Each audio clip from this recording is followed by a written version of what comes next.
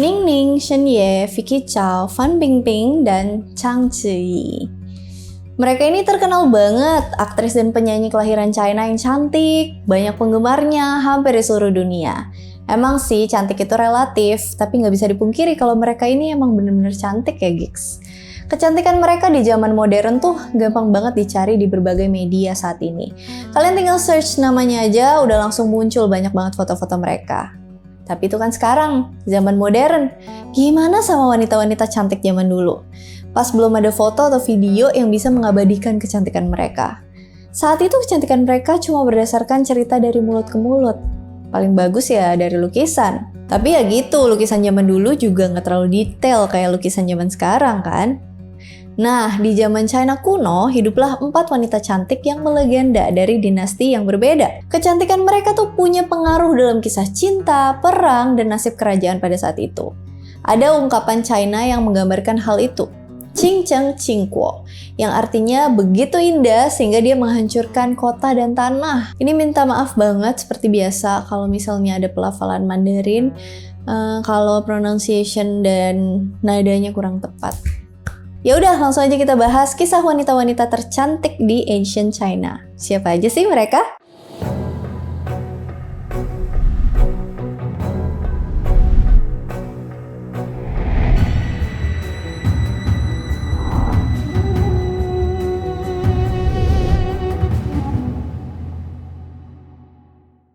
Xixi. Gak ada yang tahu Xixi ini lahir tahun berapa, tapi banyak yang percaya kalau dia tuh hidup di sekitar abad ke-5 sebelum Masehi. Kisah Xixi ini pertama kali muncul di sejarah musim semi dan musim gugur Wu dan Ye yang terbit 5 abad setelah kerajaan Wu dikalahin sama kerajaan Ye. Kecantikan Xixi terkenal sangat luar biasa. Sampai-sampai pas dia membungkuk di atas balkon buat ngamatin ikan di kolam, ikan-ikan itu terpesona sampai mereka tenggelam. Karena mereka sampai lupa buat berenang. Alik nggak? Ya mereka lupa berenang karena terlalu asik memandangi kecantikan Xixi. Kalau kalian ngeliat aku, kalian jangan lupa napas ya, takutnya enak. Kisah Xixi dimulai saat Raja Kuchen dari Yue pernah dipenjarain sama Raja Fu Chai dari Wu selama 3 tahun. Kuchen jadi tawanan Fu Chai setelah dia kalah perang di Fujiao. Awalnya Fu Chai ini pengen balesin dendam kematian ayahnya yang dibunuh saat perang lawan Kuchen beberapa tahun sebelumnya.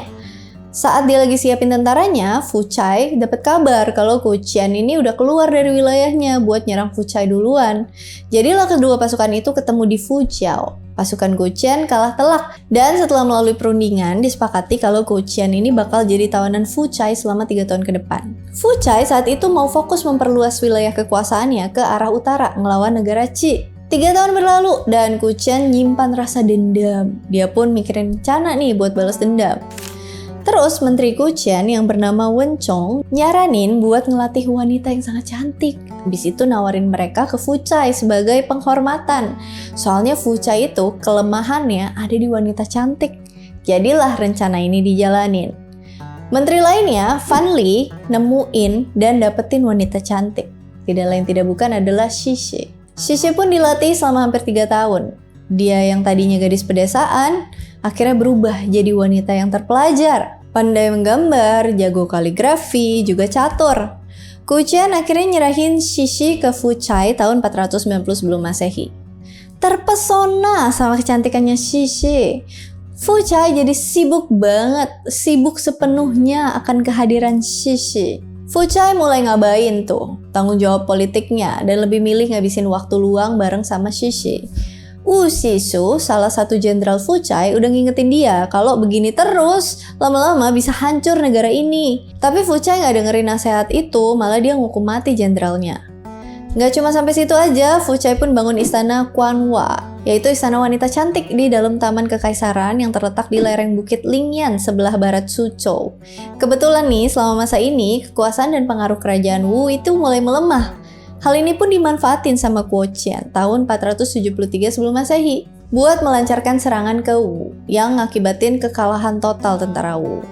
Fu Chai nyesel banget karena udah ngabain nasihat Wu Sisu, terus dia bunuh diri. Terus gimana nasibnya Xixi? Banyak berbagai versi yang menceritakan akhir hidupnya. Yang pertama, dia dibunuh sama Kuchen karena takut tergoda juga sama kecantikannya. Terus tubuhnya dilemparin ke danau. Danau barat di Hangzhou dikatakan sebagai penjelmaan Xixi. Jadi, danau ini disebut juga Danau Xixi. Xixi ini nama lain dari Xixi, yang berarti Nyonya Xi. Yang kedua, karena dia lama tinggal di Fuchai, dia malahan jatuh cinta sama si Fuchai. Setelah ngeliat Fuchai kalah dan bunuh diri, Xixi pun nyusul Fuchai, ikutan bunuh diri juga. Yang ketiga, Fan Li pensiun dari jabatan menterinya dan tinggal bareng sama Xixi di perahu nelayan di Danau Taihu. Jadi kira-kira ending yang paling tepat yang mana nih, Gigs? Coba komen di bawah. Oh ya, kalau kalian penasaran sama kisah ceritanya nih, bisa nonton drama The Legend of Xixi yang diperanin sama aktris cantik Wu Qingqing. Wang Chaochun. Wang Chaochun lahir sekitar 50 sebelum Masehi selama dinasti Han Barat berkuasa. Dia tumbuh dalam keluarga bangsawan dan di usia muda udah fasih bermain alat musik. Wang Chaochun tumbuh jadi sangat cantik. Jadi gak heran pas dia terpilih sebagai bagian dari harem. Wang Chaochun sekarang punya kesempatan buat jadi salah satu selir kaisar. Saat memilih selir baru, kaisar bakal ngeliat lukisan para wanita di haremnya. Tapi pada saat itu lukisan ini dibuat sama pelukis yang korup. Dia bakal bikin lukisan para wanita ini jadi sebagus mungkin, asalkan dia dibayar mahal sama si para wanita. Jadi nanti kaisar bakal milih mereka. Wang Chaochun nolak nyuap para pelukis. Justru dia minta supaya lukisannya dibikin sejelek mungkin. Padahal dia kan punya kecantikan yang luar biasa dan bakatnya tuh cemerlang. Ya, karena lukisan dia jelek, dia dilewatin dan gak pernah dikenalin ke kaisar. Dia cuma bisa mengagumi sang kaisar dari jauh dan nunggu. Saat itu Kaisar Yuan kedatangan tamu, yaitu Hu Hanye, kaisar dari Xiongnu. Hu Hanye datang bawa banyak hadiah sebagai tanda harmonis kedua negara dalam menjaga perdamaian. Kaisar Yuan pengen ngasih balik hadiah nih, tapi sebenarnya Kaisar Hu Hanye ini pengen seorang putri dari dinasti Han, biar bisa jadi menantu Kaisar Yuan, biar makin erat lah hubungan mereka. Tapi Kaisar Yuan nih nggak mau ngasih anaknya. Terus salah satu penasehatnya nyaranin supaya kasih aja salah satu wanita simpanan Kaisar dan bilang kalau itu adalah salah satu anaknya Kaisar. Kaisar pun setuju dan wanita yang dipilih penasehat itu adalah Wang Chaochun. Dia terkenal kecantikannya di kalangan istana, kecuali sang Kaisar. Wang Chaochun awalnya tuh enggan karena dia masih lebih milih hidup di istana sih barengan sama Kaisar Yuan suatu saat nanti. Ninggalin tanah air dan kehidupan nyaman di istana menuju padang rumput di wilayah utara yang jauh dan gak dikenal, itu tuh merupakan hal yang menjijikan bagi sebagian besar wanita bangsawan seperti Wang Chaochun. Tapi karena dia tahu ini demi menjaga perdamaian kedua negara, maka dengan enggan dia setuju. Kaisar Yuan pas mau melepas Wang Chaochun kaget karena ini pertama kalinya dia ngelihat Wang Chaochun secara langsung. Terpana sama kecantikannya yang luar biasa, Kaisar sempat mikir buat batalin ngasih Wang Chaochun ke Kaisar Hu Hanye. Kaisar Yuan nyesel kenapa selama ini dia tuh nggak tahu ada wanita secantik Wang Chaochun di istananya. Akhirnya Wang Chaochun tetap dikasih ke Hu Hanye. Wang Chaochun ninggalin istana dengan menunggang kuda, memulai perjalanannya ke utara. Di tengah perjalanan kuda itu meringkik bikin Wang Chaochun sedih banget dan dia nggak mampu mengendalikan emosinya. Saat dia duduk di atas pelana, dia mulai memainkan melodi sedih menggunakan Xuanshan, yaitu kecapi yang bentuknya bulat punya 4 senar. Sekelompok angsa yang lagi terbang ke selatan dengar musik itu dan ngelihat wanita muda cantik lagi nunggang kuda. Canggih bet ya sambil nunggang kuda sambil main alat musik. Cantik lagi. Nah si angsa-angsa ini lupa ngepakin sayapnya dan jatuh ke tanah karena saking ngeliatnya gila ada wanita cantik lagi main melodi yang indah di atas kuda sampai lupa terbang terus jatuh. Sejak saat itu Chaochun dapat julukan jatuh angsa atau menjatuhkan burung. Wang Chaochun jadi kesayangan Hu Hanye dan melahirkan 2 putra dan 2 putri. Dan pas Hu Hanye meninggal, Wang Chaochun minta supaya dia dikembaliin ke Han. Tapi kaisar saat itu, Kaisar Cheng, merintahin supaya dia ngikutin adat Xiongnu dan jadi istri Chan Yu berikutnya, yaitu saudara laki-laki tertua dari suaminya atau anak tirinya yang lahir dari istri pertama suaminya. Dalam pernikahan barunya, dia punya 2 anak perempuan, Berkat dia, nggak ada perang antara Xiongnu dan Han selama 60 tahun. Wang Chaochun dihormati sebagai Ning Hu Yanxi atau permaisuri penenangan Hu. Ada serial drama dengan judul Wang Chaochun yang diperanin sama artis cantik Yang Mi. Coba cek deh. Diao Chan. Kalau nama ini nggak asing lagi buat kalian yang suka main game Dynasty Warrior atau penikmat novel Romance of Three Kingdoms yang terbit di abad ke-14. Kalian juga nggak asing sama cerita sejarah Romance of the Three Kingdoms ini pastinya, karena aku pernah bahas. Yes, Diao Chan adalah salah satu tokoh yang berperan penting di awal-awal cerita Romance of the Three Kingdoms. Saking cantiknya Diao Chan, ada pepatah yang bilang saat Diao Chan muncul di malam hari, dia sangat bersinar, bahkan bulan akan bersembunyi karena malu saat melihatnya. Udah. Diao Chan hidup pada dinasti Han di abad kedua Masehi. Diao Chan diceritain wanita yang paling cantik dan dia juga jago nari. Dia adalah anak menteri dinasti Han, Wang Yuan. Saat itu kekaisaran dipimpin sama Dong Zhuo, salah satu jenderal yang kejam yang ngambil alih kekuasaan atas nama kaisar yang masih anak-anak. Kaisar pada saat itu tuh cuma jadi boneka Dong Zhuo dalam menjalanin pemerintahan. Kaisar yang masih anak kecil tuh cuma bisa nurutin perintah Dong Zhuo yang terkenal kejam. Dong Zhuo punya anak angkat dan sekaligus sebagai jenderal andalannya. Terkenal banget, siapa lagi kalau bukan Lu Bu. Kisah detail Lu Bu sama tentang 3 kerajaan udah pernah aku bahas, cek aja videonya ya. Wang Yan lalu pikir gimana nih caranya buat mengkudeta Dong Zhuo. Wang Yan terus manfaatin kecantikan anaknya buat menggoda Dong Zhuo dan juga Lu Bu sekaligus. Dong Zhuo emang terkenal suka wanita cantik, semua selir-selir kaisar aja dia paksa buat ngelayanin dia. Singkat cerita, Dong Zhuo dan Lu Bu pun jatuh cinta sama Diao Chan. Dan Diao Chan mainin perannya dengan sangat baik. Di depan Dong Zhuo dia bilang kalau dirinya digoda sama Lu Bu. Di depan Lu Bu dia bilang kalau dia menderita kalau harus nikah sama Dong Zhuo.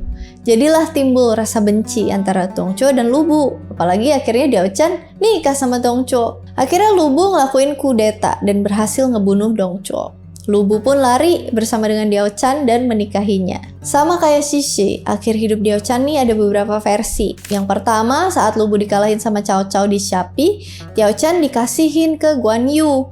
Tapi Guan Yu takut Diao Chan bikin masalah, terus dia ngebunuh Diao Chan.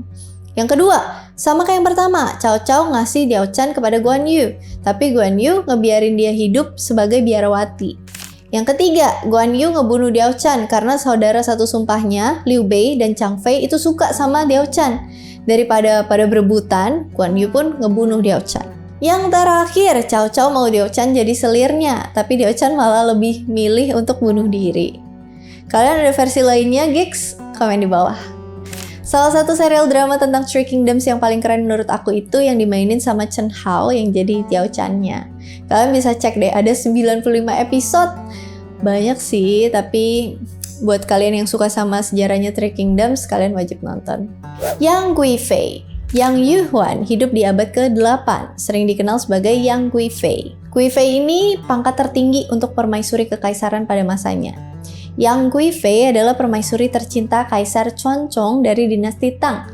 Awalnya Yang Guifei yang masih berusia 14 tahun itu nikah sama Limao, Pangeran Shou. Pangeran ini adalah putranya Kaisar Xuanzong bersama dengan selirnya Wu. Setelah selir Wu meninggal, Kaisar Xuanzong sedih banget atas kematian selir kesayangannya saat itu. Kaisar mutusin buat ngambil Yang Guifei sebagai selirnya. Padahal kan sebenarnya itu menantunya dia ya. Kaisar Xuanzong diam-diam mengaturnya supaya dia jadi biarawati Tao dengan nama Tai Chen buat mencegah kritik yang akan mempengaruhi rencananya buat jadiin si Guifei selirnya. Yang Guifei terus tinggal sementara sebagai biarawati Tao di istana. Kaisar Xuanzong jadiin dia selir kekaisaran setelah ngasih istri baru ke putranya Limao. Semacam gantiin anaknya pakai mainan baru gitu, terus mainan lama diambil bapaknya ya. Tapi Yang Guifei ini keturunan bangsawan nih. Kakeknya adalah pejabat penting pada masa dinasti Sui. Ayahnya, Yang Xuanyan, bertugas sebagai pejabat sensus di prefektur Shu. Yang Xuanyan meninggal dunia pas anak-anaknya tuh pada masih kecil. Akibatnya Yang Guifei dan saudara-saudaranya diasuh sama sang paman, seorang pejabat rendahan di Henan. Kecantikannya digambarin dalam Chang Hanke. Pai Chuyi mendeskripsikan rambutnya itu kayak awan, wajahnya itu secantik bunga. Konon bunga-bunga pun tersipu malu karena kalah cantik saat melihat Yang Guifei. Gak cuma cantik, Yang Guifei juga pintar dan jago nari, nyanyi, main musik. Gak heran dia jadi permaisuri kesayangan Kaisar. Kaisar Xuanzong ngasih apa aja buat nyenengin hati selir kesayangannya itu. Dia ngadiahin sumber air panas Huaqing di ibu kota Chang'an supaya Yang Guifei bisa ngangetin diri di musim dingin. Dia juga merintahin supaya buah leci seger yang jadi favoritnya Yang Guifei itu dikirim langsung ke istana. Yang Guifei manfaatin kedudukannya sebagai permaisuri kesayangan buat ngangkat seluruh keluarganya dudukin posisi-posisi penting di pemerintahan. Tapi mereka salah ngatur kekuasaan yang bikin pemberontakan yang hampir membuat kaisar kehilangan tahtanya. Ketika pemberontakan Anshi dilakuin sama pasukan dinasti Tang, Kaisar Xuanzong bersama dengan para selir kabur dari Chang'an. Ketika mereka tiba di lereng Mawei, para pasukan tentara mikir bahwa alasan pemberontakan itu adalah Yang Guifei yang bikin kaisar ngelupain urusan pemerintahan dan malah sering ngabisin waktunya sama Yang Guifei. Kaisar terus ngabain urusan negara demi urusan hati. Penasehatnya memprotes dan negur Kaisar berkali-kali, tapi ya dicuekin aja. Maka terjadilah pemberontakan itu. Buat menenangkan tentara, Kaisar Xuanzong nggak punya pilihan lain selain memerintahkan Yang Guifei buat bunuh diri di lereng Mawei. Kisah Yang Guifei ini bisa kalian nonton di film Lady of the Dynasty yang diperanin sama Fan Bingbing yang tadi aku sebutin di awal. Oke deh, cukup sampai di sini dulu. Gimana kisah-kisah wanita cantik tadi? Endingnya banyak yang kurang bahagia ya. Emang sih kecantikan bisa bawa petaka, nggak cuma buat diri sendiri atau orang lain, tapi juga buat negara. Tapi kecantikan juga harus disyukuri dan dirawat dengan baik, karena bagaimanapun, ini semua adalah pemberian Tuhan Yang Maha Esa. Tapi gigs, jangan lupa juga, nggak hanya cantik di luar aja yang dijaga, tapi cantik dari dalam juga kudu dijaga ya. Seperti biasa, kalau misalnya kalian mau nambahin, mau request, mau diskusi, mau koreksi, komen aja di kolom komentar. And as always, thank you so much for watching. I hope you guys like it and I'll see you again on my next video. Bye! Ya udah, langsung aja kita bahas kisah cinta. Kisah cinta. Pandai menggambar, jago kaligrafi. Tapi Fucai nggak dengerin nasihat itu dan malah ngukum matri. Wah, gak nyaman. Terpana sama kecantikannya luar biasa.